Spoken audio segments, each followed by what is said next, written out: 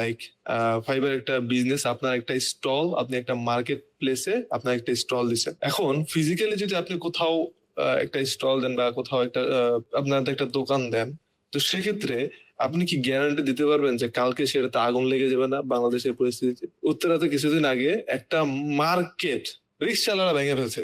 তো ওইখানে সবাই সিকিউর ছিল না, সবাই ওই মার্কেটের যে যে শোরুম গুলা ছিল সবগুলাই সিকিউর ছিল না, ভেঙে ফেলছে।